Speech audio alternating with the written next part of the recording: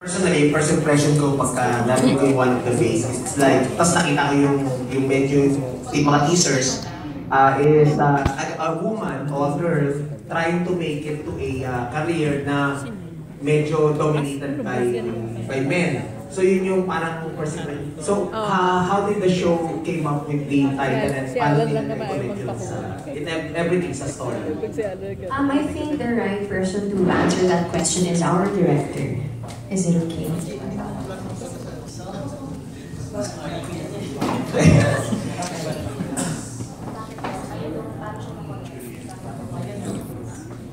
Sir, ite-text na lang daw po. Pakintay daw po. Sige, okay na po ba? I-text na lang po.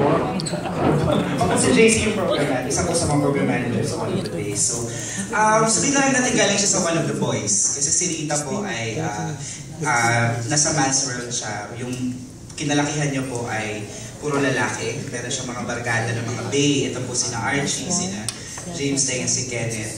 So, yung pangarap niya rin, hindi naman conventional. Parang sabi nga nila, hindi siya naniniwala na isang man's world. Alam niya na kahit maraming seaman na lalaki, kaya niyang gampanan, kaya niyang makamit yung pangarap niya.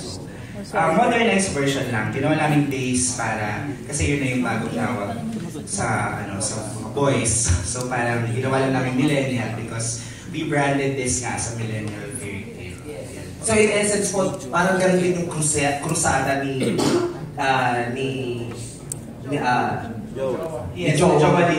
Jovalin dito sa story na to. Parang paano siya mag-fit in o mag-fast. Pero naroon kasi sa loob din si di ba? Si Jelay. Oo, parang nasa upper class. Papahirapan kasi siya dito pag nandun na siya. Parang hindi magiging madali yung journey niya. Pero pag nakilala niyo si Jovalin, Miss Fix-It girl siya. Pag binasira kang electric fan, kaya niyang gawin. Ganyan siya. Very strong woman. And One of the Boys kasi hindi siya naniniwala na porket babae siya, weak siya. Palaban siya. And gagawin niya lahat para makamit yung pangarap niya. Okay, thank you. Last question na raw po. Yeah, last question po. Kasi call time, may cut-off po ako. Actually po si Joseph po pinakababait namin na nag-cast po. Ang cut-off niya po ay 6 AM kinabukasan. Sige, question na lang po kasi parang doon sa teaser, yun ang kind of musical yung dating. So may touch ba ng ganun singing? Kasi sinasabi niyo na rom-com, sitcom. Wala po. Oo. So niloloko niyo kami. Sorry. Mukha lang siyang musical, pero well, mukha siyang musical because it's magical eh. And yun yung pinaka na namin sa One of the Bays. Gusto nila na every time they watch, may magic. Diba? May magic sa family, may magic sa love, may magic sa dreams. Yun yung namin. Pero in the future ba, walang plan na rin? Di natin alam, pwede mo. Hindi natin masasabi, mali mo naman, pwede, di ba? Pero sa ngayon po, gusto po namin na mag-focus talaga para i-share yung buhay ng mga marino. Yun yung i-share. Kasi first time po to sa Philippine Television na ipe-present ang maritime industry. For the last question na lang, sure. Bakit kailangan namin panoorin yung One of the Bays?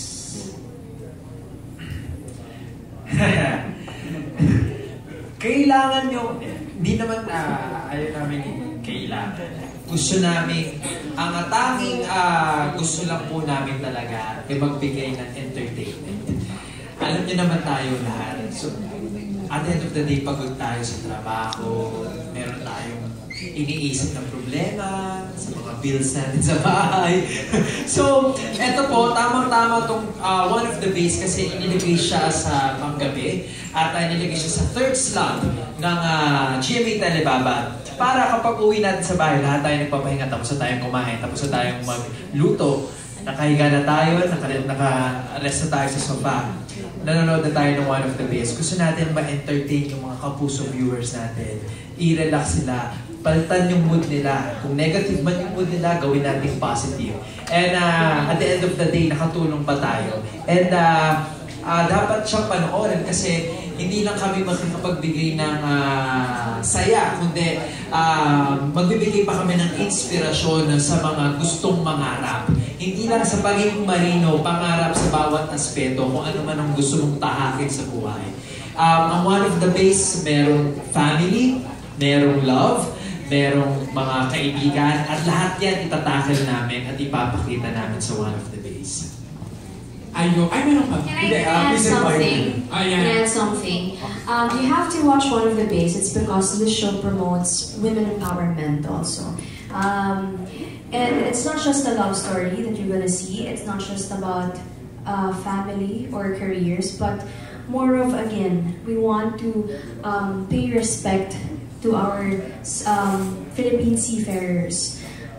Dito namin nakita kung gaano pala kahirap ang pinagdadaan nila bago ka matawag ng kapitan o bago ka makasampa ng barko. Marami kang pagdadaanan. So, isa po yun sa malaking bagay kung bakit dapat nilang panoorin at subaybayan ng One of the Base. Yun. Thank you. Please invite na lang po. Sure. Hi guys, this September 13 na po, grabe. Itong Monday na po yan, 9:20 in the evening, that's after the gift. Ang One of the Base, syempre makakasama ko, ang natatanging Kencha. Yan po, kung gusto niyo pong mga kapuso, kung gusto niyo pong tumawa, humalakha, ma-inspire, ma-in-love, ito po ang teleserye para sa inyo, ang Millennial Fairy Tale, One of the Base, ngayong Lunes na po. Ayun, maraming salamat. And syempre, salamat kay Thank you so much. Kailangan natin a few words ang iba natin mga cast. Jelay, invite them, Renz. Sorry. Wait, hindi niyo naman si Joss. Nahagod. Anyway, ayan, please invite. Iimbitahan po namin kayong manood at subaybayan ang One of the Base. Mapapanood niyo po 9:20 ng gabi, araw-araw sa GMA. Salamat po. Yes, sinimbitahan ko po kayo, lalong